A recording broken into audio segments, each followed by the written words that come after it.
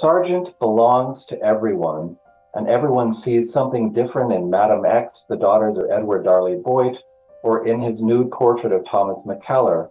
But what many people love about Sargent is his perpetual freshness and free spirit.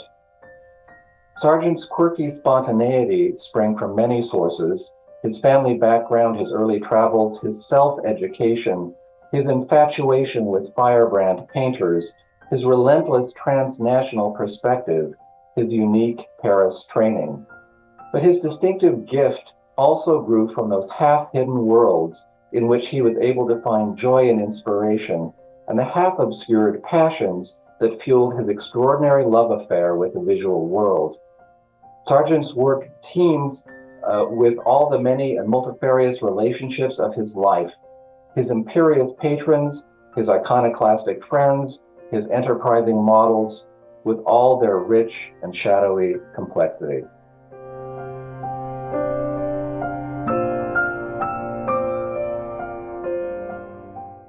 Good afternoon, everyone. Thanks for joining this American Inspiration event presented by American Ancestors, New England Historic Genealogical Society, and the Boston Public Library, ably produced by GBH Forum Network. I'm Margaret Talcott, Director of Literary Programs at American Ancestors, NEHGS. All of us behind the scenes here are delighted that you're with us tonight or this afternoon in the land of history, looking at our American culture, art, and the life and work of one celebrated American painter. Now, turning to introductions, I want to hand this over to my colleague, Kristen Motti at the Boston Public Library. Over to you, Kristen. Thanks for your partnership tonight.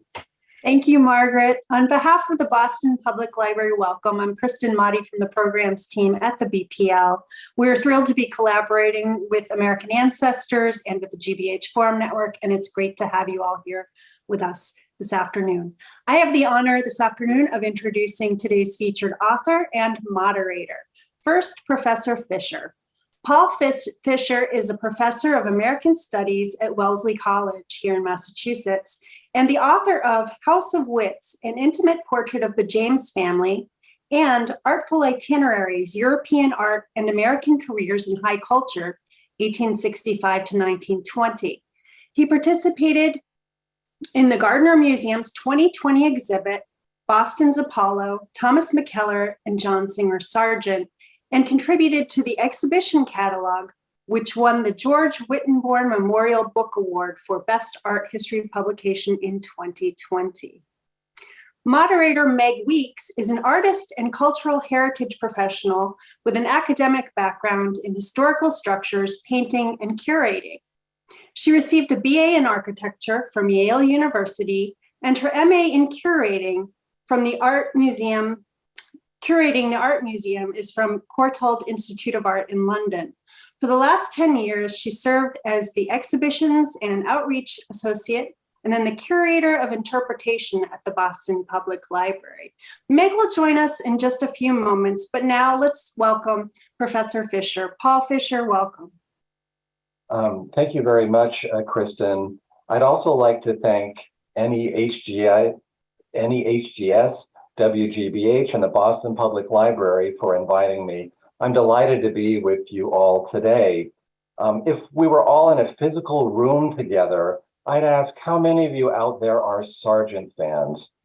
Usually a lot of hands go up. A lot of people find Sargent paintings compelling, full of rich and shadowy meanings. You know what I'm talking about. If you really love a Sargent portrait, you can feel as if it's somebody you've met or somebody you would like to meet. It's an intimate connection. But why is Sargent so magnetic and riveting a painter? Well, that's why I wrote the book, to figure out this mystery, to explore the luminous and complicated worlds that lie behind these paintings and in these paintings. I love Sargent's backstories, and I'll tell you at least a few of these today as I unfold a little of Sargent's grand affair with the city of Boston. Well, welcome to a wintry day in Boston, everybody. It's this kind of day in Boston. If you're around here, note the streetcars, the gas lamps, the dim snow, the roseate glow in the sky. But this remarkable view of Boston Common isn't by John Singer Sargent. It's by his contemporary, the American painter Childe Hassam. Sargent never painted a cityscape of Boston, as far as I know. Sargent was born in Florence, Italy in 1856 to expatriate American parents, and he never even visited the US until he was 20 years old. True, he mingled with lots of Bostonians in the French and Italian cities where he grew up. As his friend Henry James later said, you couldn't go anywhere in Rome without getting mixed up in a Cambridge bun fight, a tea party thrown by overeducated Massachusetts people. In Europe, everybody thought Sargent was a Bostonian. He wasn't, but everybody thought he was. Clearly, he was a cultivated, polite, and tightly buttoned up man, and that spelled Boston. Sargent didn't actually spend time in Boston until he was in his 30s, but later in his life, he lived and painted in the city a good deal, and he came to love it. By the way, Sargent's eventual deep connection to Boston surprised everybody, including Sargent himself, and that's one mystery I'm going to sketch for you briefly today. Why, that is, did a cosmopolitan and continental painter, who, by the way, hated London and thought that the foggy and congested metropolis was like a glue pot, why did a person like this come to love cold, crowded, smoky, egg-headed Boston? Here's how we usually think of Sargent. This is an iconic photo of his Paris studio. You can see his best-known painting, Madame X, right there behind him. No accident that he's got his back turned to that painting. This was after a bruising scandal that erupted over this painting and its fallen strap. The strap's not fallen in the version that you see there. By the way, Sargent is taking solace in a little tiny painting to the right there called The Breakfast Table, which depicts his teenage sister, Violet. I love that little painting. Well, Paris was important to Sargent. It's where he got most of his training and his breathtaking Paris modern style. My book actually opens in Paris with Sargent as the Prince of the Glass Palace, a young artist trying to make a reputation for himself in the brittle Victorian art world. The glass palaces being the exhibition halls and railway stations of Paris. So, is Sargent a Paris or a Boston painter? Well, I'd say he's a Paris painter who winds up in Boston. But the main thing that is in either city or in anywhere else he does the same kind of thing, that is daring, hypnotic, beautiful work. On the left is Madame X in all of its glory, a painting most of you know. On the right is Isabella Stewart Gardner, Sargent's most famous, most flamboyant Boston patron. She wanted her portrait to resemble Madame X, and it kind of does here, as you can see. That Sargent triggered scandals with both paintings points to another big mystery about Sargent. Why did a shy, workaholic, straight-laced painter set off eye-watering scandals with his depictions of bold, theatrical women? That's certainly one of the mysteries I plumb in the book. But back to Boston. Actually, Sargent had Massachusetts heritage and family. His father, Fitzwilliam Sargent, came from Gloucester on the North Shore. You can still visit the family house up there. By the way, if you have the last name of Sargent, you wouldn't be descended from the painter who never married, but you might be related to this clan. In the early 20th century, when he was hanging out in Boston, Sargent picked out the wallpaper for this house. You can still see it there. And several of his artworks are on display, including this wonderful portrait of his elderly father. You can really see the wistfulness, almost the brokenness of Sargent's long-suffering father. The very earliest known Sargents are also on view in the Sargent House Museum. Some childhood drawings that his parents mailed to his grandparents. The staff in the museum call these refrigerator drawings, and I myself was especially interested in Sargent's impish cartoons of his father. I'm not able to show you these, unfortunately, so you'd have to take a trip to Gloucester to see them. In Gloucester, one of Sargent's spirited ancestors was Judith Sargent Murray, here depicted in a choker and a sumptuous ivory-colored silk dress in a wonderful portrait by American colonial painter John Singleton Copley. Judith Sargent Murray wrote a powerful feminist manifesto in 1790, 2 years before British feminist Mary Wollstonecraft did a similar thing. And there was some real Massachusetts fire in Sargent somewhere under that buttoned-up exterior. Sargent's mother came from Philadelphia and wanted to be an artist herself. In 19th century America, people didn't think painting was a proper career for a woman. When Mary Cassatt asked her father if she could study art in Paris, his reply was, "I'd rather see you dead." Mary Sargent, Sargent's mother, didn't take no for an answer, and she masterminded her son John's childhood in Europe, where she took him on lots of painting excursions. Sargent owed a lot to his mother's chutzpah and his sister's lifelong support. By the way, this painting isn't of them, but it's in the spirit of the Italy-loving, hard-traveling Sargent women. In Boston, later in his life, Sargent often had the company of his remarkable and thoughtful sister, Emily. Partly because of his mother and sisters, Sargent appreciated bold, intrepid women. Boston was awash with such women. One of them was Mary Louisa Boit, a friend of Sargent's from Paris. This terrific portrait of her, painted in Boston, highlights her panache and brilliance. Also, I really like the polka dots on her pink silk skirt. Henry James found this portrait dressy and vulgar, but I think it's dynamite. Isa Boit was an artist's wife who liked getting involved in art studios, which were often forbidden to women. She was also the mother of the 4 little girls depicted in Sargent's second most famous painting, The Daughters of Edward Darley Boit. I'm showing you an image of this masterpiece to remind you of it. Many of you will know it really well and maybe love this painting already, but I'm not going to discuss it in this talk. This painting, too, has a lot of depth and backstory to it, as explored in a wonderful book by Erica Hirschler of the MFA, a great book called Sargent's Daughters. By the way, Sargent painted this portrait of little Bostonians while he was still in Paris. Later in his life, back in Boston, Sargent painted quite a few interesting women. Here's another example, his rendering of Gretchen Osgood Warren and her daughter Rachel. This Sargent painted in the Gothic Room at Fenway Court, Isabella Stewart Gardner's museum. This portrait also depicts a forthright, confident woman seen through the lens of motherhood as well as cosmopolitan sophistication. We even have this really kind of miraculous photograph of this painting being created. You'll recognize it as the cover of my book, The Grand Affair, which has been plastered all over this presentation. What I love about this photo is that it shows us Sargent at work.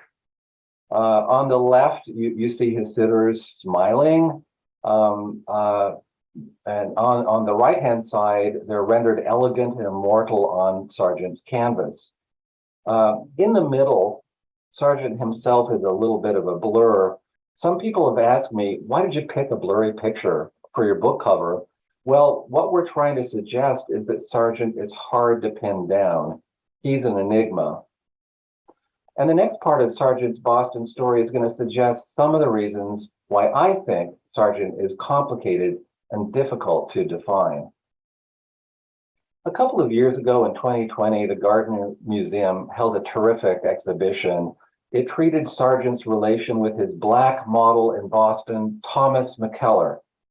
It was a part of Sargent's life that hadn't really been investigated before, not in depth anyway. Well, here I am holding forth at the exhibition with my Wellesley colleague, Nikki Green, who also contributed to this show. It opened right before the pandemic broke out, but luckily the Gardner brought it back when the conditions improved, so maybe you got to see it. What I contributed to this exhibition was the first ever biography of the model, Thomas McKellar. That's not him in the uniform. In the past, scholars weren't always interested in models, seeing them as mere props that artists used to create their paintings. But McKellar was certainly a lot more than a prop. By the way, I talk a lot about Sargent's various models in the book, including Rosina Ferrara, Amélie Gautreau, Albert de Belleroche, Nicolas d'Inverno, and Anton Camp.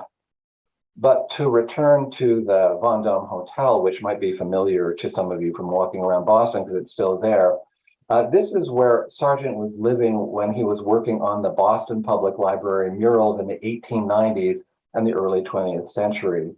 We'll discuss the Boston Public Library murals more later. McKellar was an elevator operator, a kind of bellhop, one of the few jobs available to Black men at the time. The artist and the hotel employee met each other at the Vendôme, and Sargent asked the man to pose for him. Later in the program, Meghan Weeks will discuss how McKellar might have even cropped up in the Boston Public Library murals, but the main project for which Sargent hired him was the rotunda of the Museum of Fine Arts. If you go up the main staircase from the entrance, you can see the bright high space that Sargent designed and decorated with McKellar's help. The place where Sargent created his sketches and paintings of Thomas McKellar was a couple of miles away from the museum on Columbus Avenue, and it's still there. The Pope building housed Sargent's main studio when he worked in Boston. It's now a condominium, but it's an interesting historical Boston site, and I wish there was a plaque there or something. In London, you often get those blue oval historical plates, the ones that I'm talking about. I wish there were more markers in Boston because Boston has a lot of fascinating history. In the Pope building, McKellar posed in the nude, and Sargent used his body to create the classical and mythological images that appear in the rotunda. Yes, a Black man was the pattern for very white Greek gods and heroes. One example is on the right, Atlas and the Hesperides. About this painting, McKellar said, "Atlas with the world on his shoulders, this was my body." I found that phrase, really haunting, and the burdens that a Black man like McKellar had to bear. I used the line as the title of my short biography of McKellar in the Gardner catalog. In my essay, in my book, I discuss some of the complications of Sargent's and McKellar's partnership. We don't know if they were professional colleagues, friends, or lovers, but we know that the relationship channeled tensions of race and homoeroticism. It was a very heady alliance that seemed to mean a lot to both men and also created some inspiring art. But this wasn't Sargent's first rodeo, his first version of such a complicated relationship with a model. For example, he'd lived with another model, Nicolas d'Inverno, who served as a valet and travel companion for 25 years. This hidden life with models wasn't Sargent's only secret. I talk about a lot of different backstories in his life. My book's pretty massive. One of the things I wanted to be careful not to do was to reduce Sargent's life to any one dynamic. But a model like McKellar gives us a clue about Sargent's enigmatic qualities, because of course Sargent had to hide any same-sex attraction he felt in an era during which it was a sin, a crime, or a disease to be queer or sexually unconventional. Here's the remarkable nude portrait of McKellar that Sargent painted sometime in the late 19-teens. This wasn't directly related to his MFA decorations. Another model of the time said Sargent sometimes pleased himself by painting pieces like this for personal reasons as an inspirational diversion. This is a pretty complicated painting and one that's been on display in the MFA off and on since 1986. It's sometimes caused some consternation in visitors. As I write in the book, Sargent's emotive theatrical vision of this nude model remained provocative. The painting suggested both oppression and liberation, both deep humanity and voyeuristic objectification. To wind up here, I'm going to show you these two self-portraits of Sargent from 1886 and 1906. They're very decorous and proper, and they don't tell us much about the enigma that was Sargent. Well, Sargent didn't have the instincts of a self-portraitist, and for a number of reasons was a very private man, careful not to give a lot away about his inner life. As an adopted Bostonian, he was pretty buttoned up, but there was a lot going on underneath. To my mind, all Sargent's backstories are truly fascinating and inspiring. They illuminate the really dramatic life story of a great American artist. Now we're going to invite Meg Weeks to join the conversation. Thank you so much, Paul. It's a real pleasure to be part of this conversation and to have the opportunity to talk about Sargent's murals at Boston Public Library in relation to both your work and the artist ties to our city in Boston. I say our city with a bit of a giggle because I'm actually joining us from London this evening, where Sargent held his longest and most consistent residence. And the ability to share a virtual and now visual talk between London and Boston is something that Sargent, who, as you mentioned, traveled often between the two, may well have envied.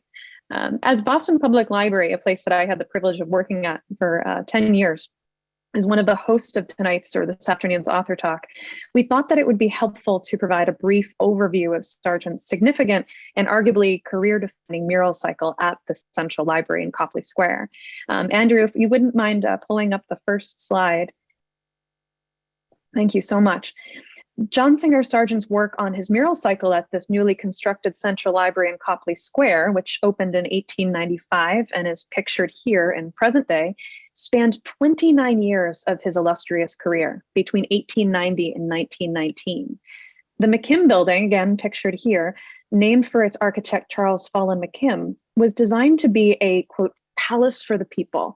And it includes decorative sculptural and painting installations by several of the late 19th century's most respected American and European artists. Next slide, please, Andrew. Thank you. An example of this celebration of architecture is shown here in McKim's yellow sienna marble staircase hall in the heart of the building, including a pair of lion sculptures on the landing by Louis St. Gaudens, and mural panels by renowned French painter Pierre-Cécile Puvis de Chavannes, encircling the space on the second floor walls. The next slide. Sargent was allocated the third floor vaulted space of this building that served as the main entryway to the special libraries floor, where the library's already extensive special collections resided. This space is accessible by a long staircase, shown at left, or an elevator. A view looking down Sargent Hall to the north end is shown at right. Sargent, like many artists who collaborated with McKim and the BPL trustees in the new Central Library, was given relatively free rein on his choice of subject for his murals. And while he first considered illustrating scenes from Spanish literature, he ultimately landed on a theme that would be suitably grand. He had been imbued by his artistic training with the idea that public art was the highest form of art, and that this opportunity would or could solidify his reputation as a master, elevating him beyond portrait painter status.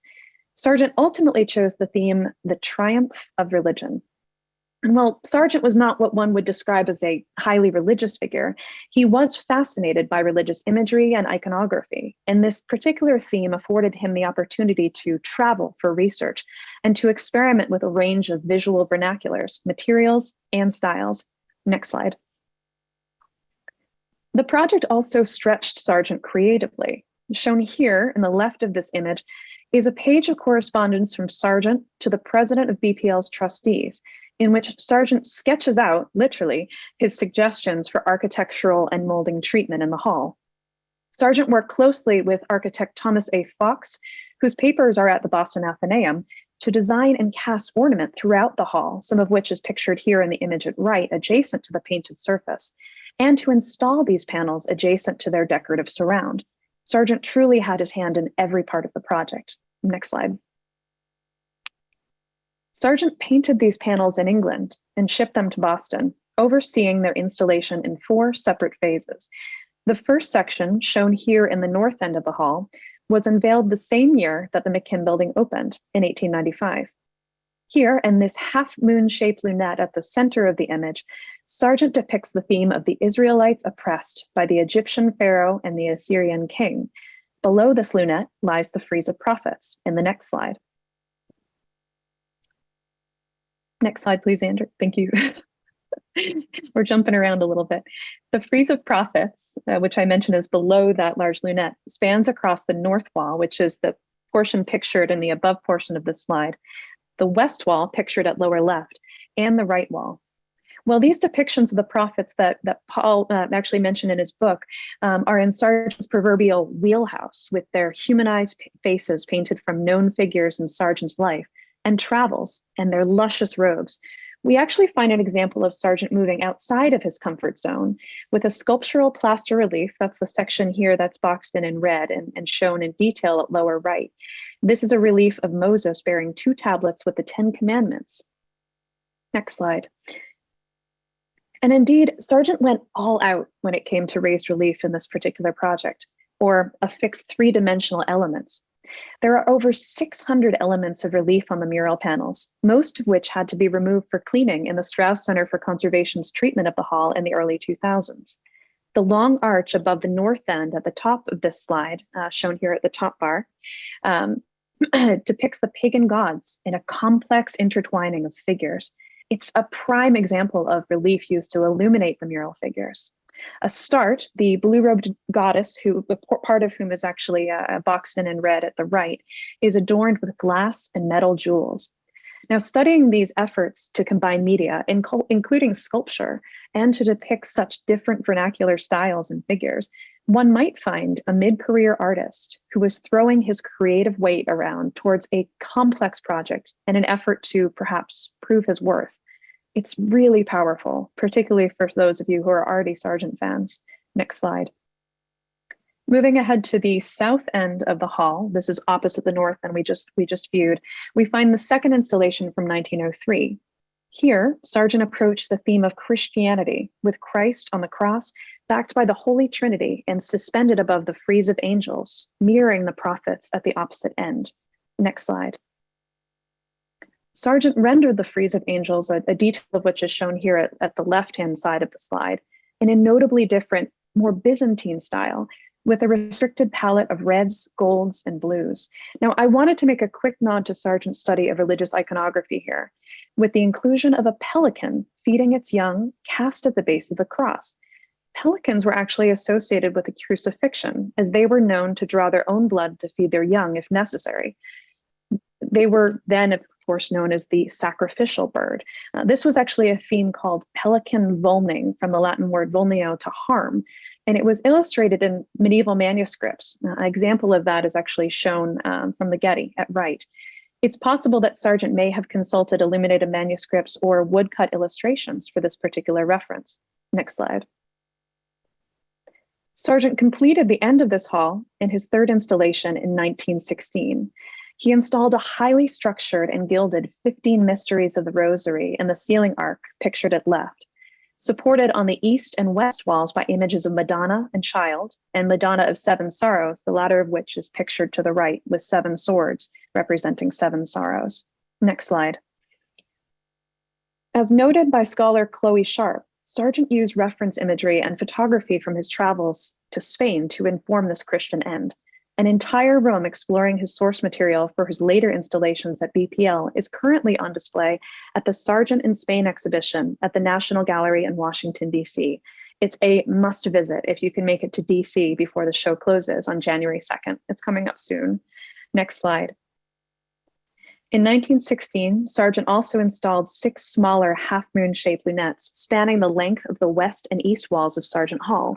I'd normally like to give these and other portions of the cycle a deep dive, but in the interest of time, I will whisk along to the final installation. The next slide, please, Andrew. 1919 saw that final installation of the 2 panels on the east wall, pictured here with a notably blank panel in between. Next slide. The 2 panels feature synagogue, shown at left, and church, shown at right, in decorative frames designed by Sargent. The frame itself is actually shown more fully in the right hand image here. The choice to depict religious imagery in a public secular building might seem like a fraught one today, but at the time, Sargent's theme went without much pushback until this particular 1919 installation. In short, and we're really doing this in short this evening, the depiction of synagogue at left as a collapsing figure, particularly in contrast to the more stable rendering of church at right, caused an outcry for those within and beyond the Jewish community, in Boston and further afield. Petitions and then bills for its removal reached the Massachusetts State House floor in the early 1920s.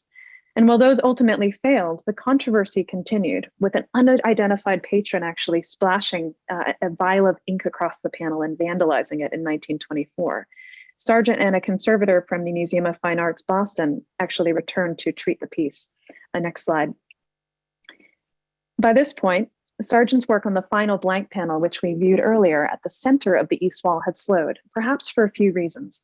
These possibilities include: 1, Sargent's recoiling from the controversy; 2, the loss of his beloved niece, Rosemarie Ormond, in a bombing of a Paris church during the Great War; and 3, his occupation with other work. As Paul mentioned, he was working on other later murals, including mainly the murals in the Rotunda at the Museum of Fine Arts, and also as several panels at Harvard. He never completed the final panel, shown here at center, which was intended for a scene of Sermon on the Mount, before his sudden death in London in 1925. Now, if you're interested in a deeper dive into the murals, you can visit www.bpl.org/Sargent to experience a selection of online lectures from BPL Sargent's lecture series earlier this year. I would also recommend Sally Promi's Painting Religion in Public for a thorough exploration of their religious iconography. And there are some wonderful other reading references and resources that we can direct you to if you're interested. Next slide. I do want us to move on to some conversation and audience questions, but I did quickly want to make mention of a potential connection to Sargent's Boston model, Thomas McKellar, whom Paul just spoke about. Pictured here, as he had previously, in this powerful oil at the MFA. The Boston's Apollo exhibition that Paul worked on at the Gardner Museum explored McKellar's role as a model for a number of figures, particularly, as he mentioned, in the MFA murals. And initially, it appeared that this timeline for the 1916 installation of the BPL murals didn't allow for McKellar's presence in this, the library project. Noting as well the fact that they were painted in London before Sargent first met McKellar in Boston.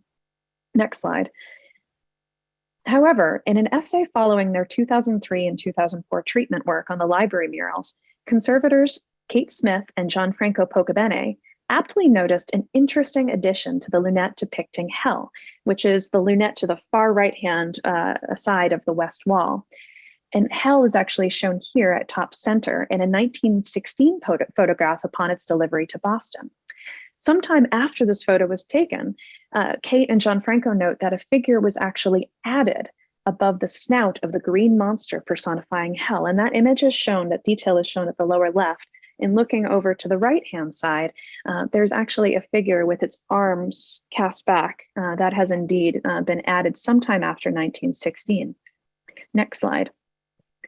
In preparation for the Sargent lecture series earlier this year, I had been going through some preparatory drawings across Peer Institution collections and found a few charcoal studies of McKellar previously attributed to the MFA murals, but notably one, and this is pictured at top center, leaving the question open. It shows McKellar and his hands in similar positions to that above the figure above hell. Is it possible that Sargent used these or other preparatory studies, perhaps from a different angle, to inform this addition to the panel? Is this McKellar at BPL? It's just one more question that we can ask, and an invitation, like so many others, to further research into Sargent's mural work. I thank you all for your time tonight, and I hope you'll have the opportunity to visit Boston Public Library to see these incredible murals in person. We also at the library have a number of incredible online resources to further explore them as well. I do want to turn now back to Paul to start off the conversation and ask Paul some questions that pertain to his work and to Sargent's time in Boston. Now, Paul, as we start out our conversation portion and before we jump to audience questions, I was wondering if you could speak to the environment of the artist community in Boston. You mentioned the Pope Studio building studios on Columbus Avenue, as well as perhaps some artists that worked adjacent to the Fenway Studios and even the Copley Society. Where do you think Sargent may have found his place in this broader community of artists in the city? Wherever he went, Sargent sought out communities of artists. He had this even in childhood when traveling around Europe with his parents. His mother invited artists over to the house. I mean, the first scene of my book is called Mrs. Sargent's Party, in which Mary Sargent in Rome invited artists over to the house to be, the family's company. And many of these were Boston artists who happened to be living in Rome. Rome was awash with Boston artists. So all his life, Sargent was interacting with these kinds of people. And when he was in Paris or in Venice or other places, he just hung out with artists, and he really loved this. This was really the medium that he loved the most. And Boston at the time, one thing to keep in mind is that though it did have the Copley Society and a number of quite artistic-minded people, many of them gathering around Isabella Stewart Gardner, a lot of other people thought of Boston as an artistic wasteland, a place where there might be some academic art. I mean, certainly the MFA was founded and people knew about old masters, but people didn't think of it as a place where there was going to be the kind of modern painting that Sargent was trained to do in Paris. But what was interesting that when Sargent got to Boston, he found like-minded people. He loved Boston for its artistic community, and one of the people that I talk most about in the book is a painter called Dennis Bunker, who painted a lot of kind of bucolic country scenes west of Boston in a place called Medfield, and met Sargent through Isabella Stewart Gardner. And Sargent was so taken with Bunker that the two of them spent a lot of time together in Boston and New York, and they even painted together for a whole summer in England. So Boston was a place that I think Sargent found really exciting for the art scene, even though it wasn't known especially for being an arts city in the late 19th century. Thank you, Paul. And there's, I'm thinking particularly about a fascinating and really stunning Bunker painting where there's a really high horizon line showing a marsh and Medfield. And I think it's shown in maybe the blue room of the Gardner, not too far from actually one of Sargent's studies of the BPL murals. So they've found themselves, in each other's company, even in the Gardner installation. And artists would often inspire each other by, working together and looking at each other's products. And I'm glad you mentioned that particular haunting, beautiful painting. Mm-hmm. And we'll talk a little bit further in the conversation. We have some wonderful audience questions that pertain to some of Sargent's work and work alongside other artists, particularly some of his expats in England. So we'll get back to that in a little bit. On the subject of Boston and his both colleagues and friends in Boston and the environment there, we were thinking that it's a bit ironic that Boston today has a reputation of being a more progressive city, given its puritanical roots, particularly when Sargent would have been working there and traveling to and from there in the late 19th and early 20th century. So I'm wondering, Paul, how you might describe the city's attitude towards homosexuality that you describe in your book in the 19th century. Both broadly and then more focused in the cities of artists and creatives that we now know, and particularly artists that we know now have maintained intimate same-sex relationships, a la the Boston marriage. I'm glad you mentioned Boston marriages. That's a great jumping off point. A Boston marriage, for anybody who doesn't know, is a kind of mysterious alliance between two women, which may or may not be sexual, but perhaps was at least sometimes in the past. And, the fact that it's called a Boston marriage really shows that there were, again, lots of very interesting, kind of progressive, thoughtful, educated women in the Boston area who forged alliances with other women, sexual or not. And so Sargent was aware of these things. His friend Henry James even wrote a novel about this called The Bostonians. In a way, the essential Bostonians were these sort of female couples that were circulating around. So that particular novel is not my favorite Henry James novel. But it's interesting that the society was, in a way, quite tolerant of those kinds of things. And, there was some Boston tolerance back in those days. But there's also this side of Boston, if you've heard the phrase banned in Boston, this was true in the late 19th century and early 20th century. Not only was there the Puritan heritage, but there were vice crusaders who really wanted to shut down anything that was at all suspect. And so Sargent, when he was in Boston, would sometimes try to shock Bostonians. the way that Isabella Stewart Gardner would also try to shock Bostonians. If you were an artist in Boston, you kind of had to push back against some of the stodginess. At the same time, that I think, it was like so many places at the time, a real paradox, both things at the same time. And when I hear banned in Boston, I know that many of our BPL attendees tonight will be thinking about, and many of our BPL tour guides will be thinking about the sculpture by Frederick McMonnies, the Piquant Infant Fawn, the nude figure, female figure in the center of BPL's courtyard carrying an infant baby. And that was, it's actually, without going too far into it, not the original sculpture. It was actually, the original was removed after being gifted to the library and to the city by McKim because of this intense outcry around the, drinking and debauchery and nudity and child endangerment that they thought she represented. So we have a long and storied history in Boston of a lot of art and creative progress being maybe stymied, not banned. That is true. Even the main theater in Boston in the 19th century was called a museum, and they tried to pretend that they were a museum because even theatrical productions were frowned on in Boston. I love that idea too of bringing Mrs. Gardner into that scene for many of her shocking tirades in the most wonderful way, and particularly her Red Sox fandom, where she showed up, I think, to the opera wearing OU Red Sox headband. So She's one of my a favorite wonderfully stories. shocking figure in that way. No, I'm glad you really brought her up because she appears a lot in the book, and she's one of my favorite characters. She's such a character. And she also invited boxers over to her house. She loved boxing. And once she had a sort of ladies' afternoon, and there was a boxer posing behind a screen, doing some kind of muscle poses. Then the ladies voted for him to come out from behind the screen. So Isabella Stewart Gardner was one of the reasons why Sargent loved Boston. I mean, obviously, she could be a difficult patron, but she was certainly a very flamboyant, cosmopolitan figure. We actually have, and we have some really wonderful audience questions, the questions that were submitted in advance by some pre-registrants, and I am really grateful to those of you who sent them in. We did want to draw from a few of these, but on the topic of Mrs. Gardner, there were a few that came in asking you, particularly Paul, if you could elaborate on how Sargent and Mrs. Gardner met and what their relationship was like throughout their lives, and particularly early on. That is a great question. And again, Sargent's relation with Isabella Stewart Gardner is really revelatory, and it's something that I talk about a lot. They first met in London when Henry James introduced them, when Henry James brought Mrs. Gardner over to the studio.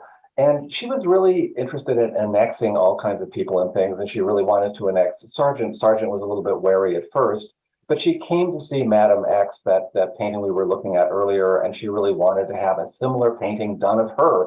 She didn't mind if it was scandalous, and in fact, her painting later did become quite scandalous in Boston.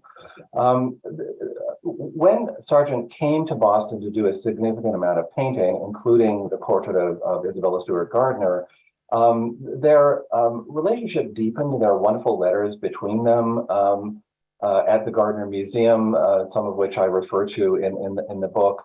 And everything that Isabella Stewart Gardner did was kind of high-colored. She flirted with everyone that she dealt with, especially the men that she dealt with. And so she did that with Sargent. And rumors went around that the two of them were having an affair. There's a really great book from the 1950s written by an eccentric Bostonian who married a Hungarian count that's about this supposedly torrid affair that happens between Gardner and Sargent. And it's complete fiction, but it's kind of a fun read because that was a kind of a legend that probably had little or no basis in fact. And I think that's, looking at these two figures in particular, and Mrs. Gardner being so adverse to the idea, I think her phrase was something to the extent of, and I hope I'm paraphrasing this correctly or translating it, think much, speak little, write nothing. I'm thinking about that there's so little recorded, at least that we know of, about her decisions curatorially in that museum. And perhaps even in our life, I think it's left room for some infill and even creative thinking about what her intentions were and what her life was like beyond the accounts of the many people she interacted with. Definitely. At the same time that she had a very high profile, she kept extensive scrapbooks where she put every single article that mentioned her. She put into the scrapbook, and she was a kind of movie star before the time. That's what Bernard Berenson said about her, that she was a sort of proto movie star in a way. Mm-hmm. And she was quite the lady by all accounts. I'm going to move along, not to jump too far around, but to some audience questions that we had pre-submitted tonight. And we encourage all of you to who are joining us live to please submit any questions that you might have in the chat, and we'll be drawing some of those out as well. So we thank you for your input and questions in advance. So Paul, I want to start off with the beginning of your book, which explores much of Sargent's genealogy and his family's transition from living in America to traveling to and eventually living in Europe. Once John Singer Sargent's father gave up his medical practice, one of our audience members is wondering how the Sargent family, could afford to live their permanent expat life in Europe. Well, one of the things that's great about the 19th century is that to live in Europe costs half as much as in the United States, especially in places like Italy and France. For complicated reasons, living expenses were very expensive in America. So the Sargent family did have some inherited money. It was inherited from Mary Sargent's father, who was a tanner and hides merchant in Philadelphia. And he left his money. It was a relatively modest amount, but that's what the family lived on and traveled on in Europe. So it was inherited money, but they were really kind of on the edge all the time. They didn't have a whole lot of money. They stayed in very modest lodgings. They were always worried about money. And then when Sargent finally became a painter, one of the reasons he chose portraiture, which was pretty frowned upon by the Paris establishment, is because it was bread and butter. It was a good way of providing for his mother and sisters, and especially after his father died in the 1880s, he was a very good son and brother and really wanted to take care of his family. So, sometimes because he was the painter of record for a lot of aristocratic people at the turn of the 20th century, people sometimes think of him as a wealthy individual. He was pretty much on a shoestring. Because he was quite successful as an artist. It wasn't too bad a shoestring, but he didn't have a lot of money that he grew up with. And thinking about Sargent's life, particularly in Paris, where he was training up as an artist, carolist around and at the École des Beaux-Arts, I was wondering if you could address some of his early inspirations and the artists that he looked to, Paul, as he started to develop his style, and why he may be beyond that sort of bread and butter incentive with portrait painting, why he may have gone in the direction of figurative and portraiture, figurative work and portraiture early on in his career. Well, most relevant to the wonderful things that you told us about the Boston Public Library murals. Thank you so much. Such a beautiful presentation. But one of the artists that he loved when he was a child in Italy was Michelangelo.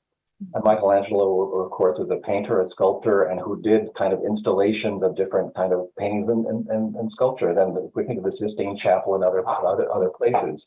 So Sargent adored Michelangelo, and even in his first kind of chaotic art school, his main production was an homage to Michelangelo, an artist that he really loved. There were lots of artists that Sargent loved and drew inspiration from, but the other main artist that's really important to Sargent is Diego Velázquez, the Spanish 17th century court painter, whom Sargent discovered during his art training in Paris. And partly because this guy who had done these provocative images of the Spanish court, kind of saucy, beautiful, brilliant, colorful images, Sargent patterned himself on in some ways, but a lot of late 19th century French artists, including Carolus Duran, Sargent's teacher whom you mentioned, and a lot of the Impressionists just adored Diego Velázquez. And so much that happens in Sargent's painting is inspired by that painter.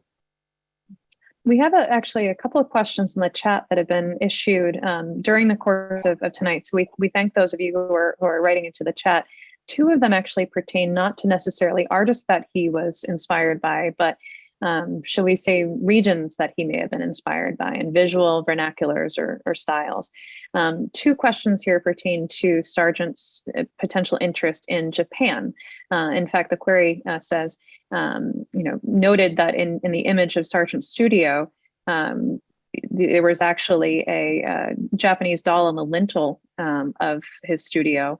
And a second question noted that he and other artists, of course, in the late 19th century, I think immediately of Whistler, had heavy influence by some of both the printmaking and ink and ceramic work that was happening in that region. This particular patron asks, in your view, Paul, how might this influence have manifested itself in Sargent's painting? That is a great question. And of course, what's called Japonisme, or an interest in Japanese arts, kind of took Europe by storm in the late 19th century. It was another part of the vogue, another vogue of painting. And for example, Mary Cassatt does things that are based on Japanese prints, some kinds of artworks that are inspired by Japanese prints. Sargent discovered Japanese art not in Japan. He never went there, though Isabella Stewart Gardner did. The far-traveling Isabella Stewart Gardner went to Japan, and she often talked to Sargent about Japanese art and introduced him to Japanese artists who came to Boston. Sargent found out about it first in Philadelphia when he was 20 years old and came to the United States for the first time, was appalled by the humidity, and went to the Philadelphia Centenary exhibition and saw Japanese art and was bowled over.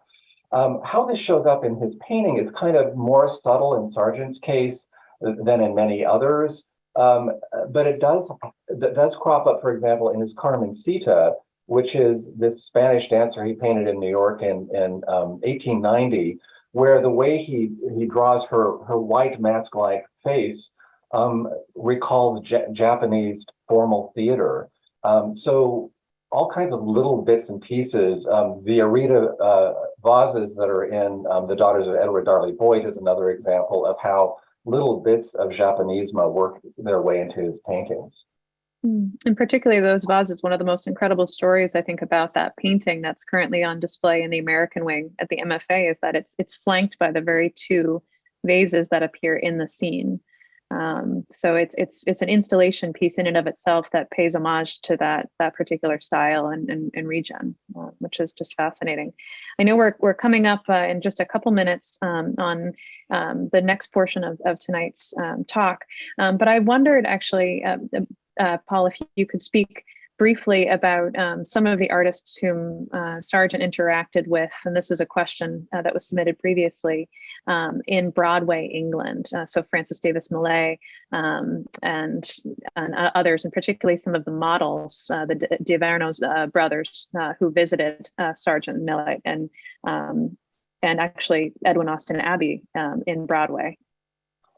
That's a great question. Thank you, Meg.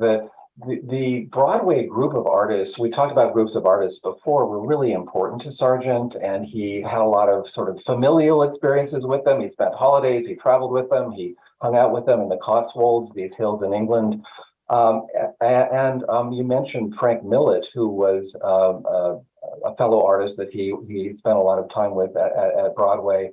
And they didn't really influence him stylistically. Their styles were quite different from his, but they provided sort of artist company and companionship. And they called themselves the Broadway Bohemians, which makes us think of New York City and the flashing lights of Broadway, but these were very countrified, domesticated people. But it turns out that many of them, including Henry James and some of the other people that sort of frequented this group, were what we would now think of as queer artists. So again, it was a kind of community, a kind of half-secret community that Sargent belonged to and that he found great comfort with. And there's an interesting link between Sargent and Edwin and Austin Abbey, both of whom actually shared a studio in Gloucestershire, England, when they were developing each of their BPL mural cycles. Abbey's murals appear in what's now called the Abbey Room on the second floor of the Central Library. I have a question here from the chat that's actually mural related, asking to explain the artist development from portraitist to muralist to landscapes and war paintings. And that's a very big question.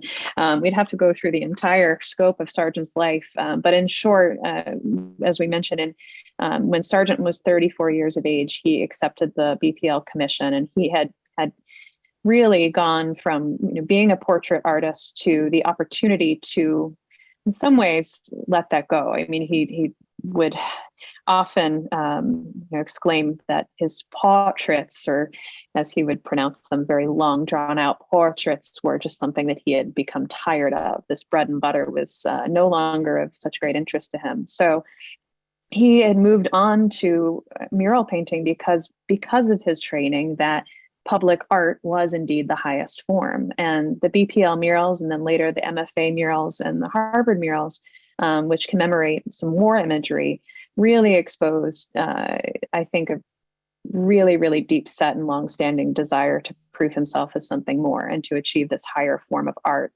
The question also pertains to moving on to landscape paintings and war paintings. He did spend some time on the front line of World War I in 1918, and it's noted in Paul's book as well, in the way that even some American artists had in the Civil War. I think of Winslow Homer and even Edwin Austin Abbey illustrating scenes from the front line and bringing that home proverbially to a lot of folks who hadn't experienced that horror visually. So the murals really allowed him to travel, and I think gave him the opportunity to widen his world as an artist. And as Paul mentions extensively in his book, travel was something that was so important to him. And to have that opportunity to go to North Africa and the Middle East to get source material was really, I think, a point of artistic growth over several decades. So we are actually approaching the very end of the question portion, and I'm going to turn it back to Margaret in just a second. I might actually, I can ask, we do have a really interesting question. I'll ask this of Paul. Paul, do you have a favorite Sargent piece? I know it's an impossible question to ask, but it's a fun one as we wrap up tonight. That is almost an impossible question. I started out with Carmencita, the Spanish dancer in New York, and that was one of the things that really interested me. Sargent's infatuation with this dancer and the style with which he created her. I also love Sargent's watercolors, and my favorite watercolor, which I was hoping to include in my slideshow, is a thing called the Mountain Stream that's in the Metropolitan Museum, which shows the back of his model, Nicola d'Inverno, and this amazing watercolor of an alpine stream. So it just goes on being good with Sargent. Wow, what a visual feast you guys have given us. And I just wish that we could have pulled up images for everything that you mentioned. Both of you have just done such a great job of filling out our historical understanding of him and also our visual library. I think the library, BPL, is going to have its doors knocked down to go see those murals. And really remarkable. So thank you so much for this. We've learned so much. And as we do for all our American Inspiration author events, we have asked the professor if he might share a reading from his book. So Paul, back to you for that. Thank you. This is just from the introduction to the book. Sargent belongs to everyone, and everyone sees something different in Madame X, the daughters of Edward Darley Boyd, or in his nude portrait of Thomas McKellar.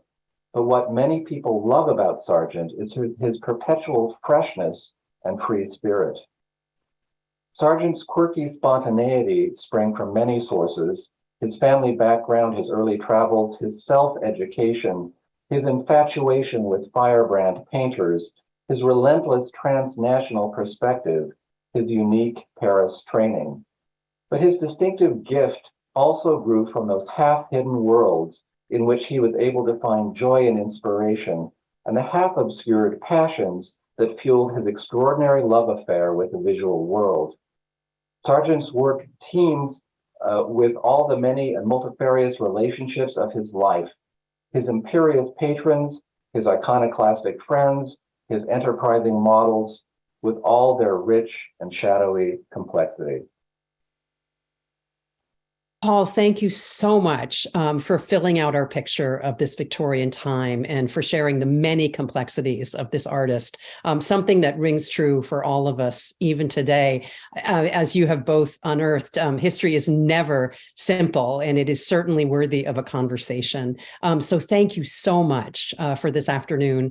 I do want to remind our audiences out there that copies of The Grand Affair, John Singer Sargent in His World, are available from our partners at Porter Square Books in Cambridge.